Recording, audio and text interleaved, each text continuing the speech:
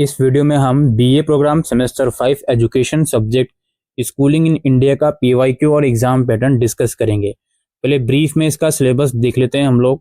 पहली यूनिट जो है वो है schooling in pre independence India, यानी कि आज़ादी से पहले स्कूलिंग सिस्टम कैसा था वो आप पढ़ने वाले हो। Indigenous and colonial school education, school in colonial Bengal, और schooling and experiment in reform in colonial periods, जिसमें Dalit education, tribal education, Muslim girls education के बारे में पढ़ोगे। फिर है national movement and school education, जिसमें Wardha scheme of basic education 1938 के बारे में पढ़ोगे। फिर है schooling discourses in post independence area, आज़ादी के बाद का जो स्कूलिंग है। India's emergence as a nation state and schooling, to read with reference to secondary education commission, Indian education commission, national education policy 1968। फिर schooling for human development as freedom, health and nutrition in school, state level disparities. फिर schooling as a right, constitutional provisions, right to education act 2009। उसके बाद यहाँ पे unit 3 भी आपका school system and experiences of schooling, इसमें आप पढ़ने वाले हो national system of school education वगैरह, टाइप ऑफ स्कूलिंग, ठीक है, schooling experience of student and teachers in public school system. ये 3 यूनिट्स हैं आप लोगों के। आइए चलते हैं इसके पीवाईक्यू की तरफ। तो पेपर आप लोगों का 90 नंबर का आने वाला है दोस्तों। इस पेपर में आपको इन्हीं 5 क्वेश्चंस के आंसर करने हैं।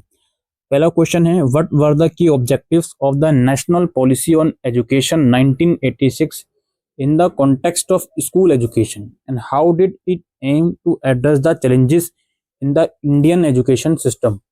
1996 की राष्ट्रीय शिक्षा नीति के स्कूली शिक्षा के संदर्भ में मुख्य उद्देश्य क्या थे, और इसने भारतीय शिक्षा प्रणाली की चुनौतियों का सामना कैसे करने का लक्ष्य रखा था।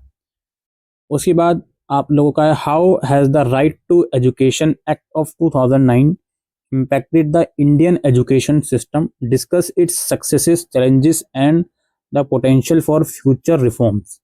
2009 का शिक्षा का अधिकार अधिनियम ने भारतीय शिक्षा प्रणाली को कैसे प्रभावित किया है, इसकी सफलताओं, चुनौतियां और भविष्य के सुधारों की संभावना पर चर्चा कीजिए।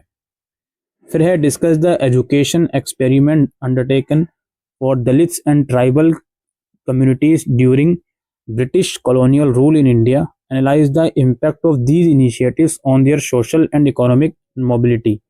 भारत में ब्रिटिश औपनिवेशिक शासन के दौरान दलितों और आदिवासी समुदायों के लिए किए गए शैक्षिक प्रयोगों पर चर्चा कीजिए। इन पहलों के उनके सामाजिक और आर्थिक गतिशीलता पर प्रभाव का विश्लेषण कीजिए। फिर है, evaluate the impact of the Varda scheme of basic education 1938 on the Indian education system, discuss its strength, weakness and its long term implications। 1938 की वर्धा शिक्षा योजना का भारतीय शिक्षा प्रणाली पर प्रभाव का मूल्यांकन कीजिए, इसकी ताकत, कमजोरियों और दीर्घकालिक प्रभावों पर चर्चा कीजिए। फिर है, what are the challenges face by marginalized communities in accessing quality education in India, especially in the context of increasing privatization of education, discuss the role of government policies in addressing these challenges। Bharat में अपवर्जित समुदायों को गुणवत्तापूर्ण शिक्षा प्राप्त करने में किन चुनौतियों का सामना करना पड़ता है, विशेषकर शिक्षा के बढ़ते निजीकरण के संदर्भ में। इन चुनौतियों का समाधान करने में सरकारी नीतियों की भूमिका पर चर्चा कीजिए। फिर है, how does the stratification of school in India contribute to social and economic inequalities, discuss the role of factors like socio economic status, caste and gender in shaping access to quality education. Bharat में स्कूलों का स्तरीकरण सामाजिक और आर्थिक असमानताओं में कैसे योगदान देता है, गुणवत्तापूर्ण शिक्षा तक पहुंचने को आकार देने में सामाजिक आर्थिक स्थिति, जाति और लिंग जैसे कारकों की भूमिका पर चर्चा कीजिए। फिर लास्टली आपको शॉर्ट नोट लिखना है तीनों पर। अल्टरनेटिव स्कूल्स यानी कि वैकल्पिक school, pivotal recommendation of secondary education commission, 1952 से 53 और मल्टीलिंगुअलिज्म एज पर NEP 2020।